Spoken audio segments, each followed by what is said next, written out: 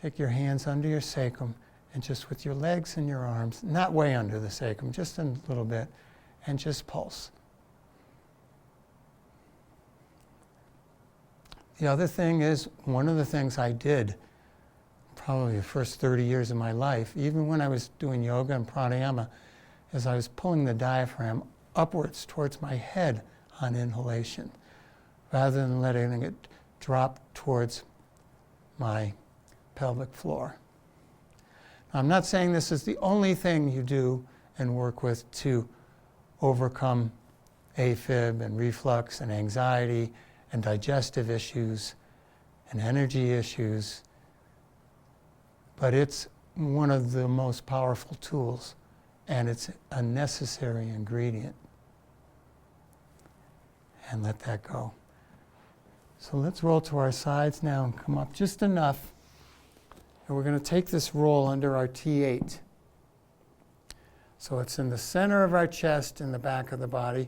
You may need something under the back of your head. If you do, get some support for that. If it's too low, it just pushes your lower ribs up. If it's too high, it scrunches your scapulas up. So there's a sweet spot. And so I like to kind of adjust it. My head is up. And then when I go down, I just gently guide the head down.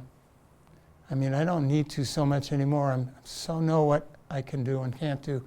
But it's a good thing to do. And then bring your arms out to the side. And the scapula should be able to relax. The lower half may still be on the roll, but you don't want to feel like you're pushing the upper part of the scapula into your neck. Lengthen your sacrum towards your heels and gently begin to rock your pelvis. And listen to the movement of the scapula, of the sacrum.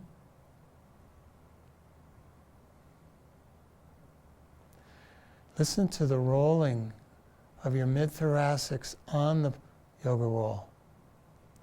As you're rolling down towards the coccyx, you should be rolling up towards the neck between your shoulder blades, and then vice versa. And that represents the sternal plate. So the sternum and the occiput have different rolls and their movements.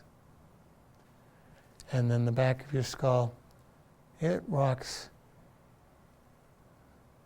chin down towards your chest as you roll the pubic bone down towards the coccyx. Very gentle movement.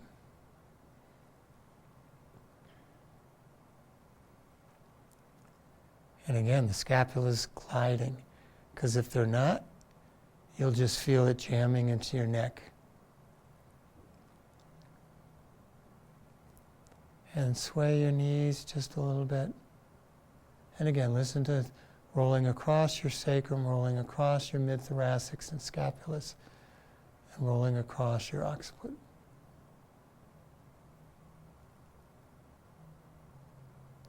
Make sure your neck is supported. If it feels stiff and achy because it's slightly extended, put something underneath it so it feels relaxed and comfortable. It will arch a little bit in this position, but not a lot. And now a little rectangular movement around your sacrum. And feel how that moves around your mid-thoracics. We skipped a couple of parts in the lower low back and upper low back in the progressive release for today.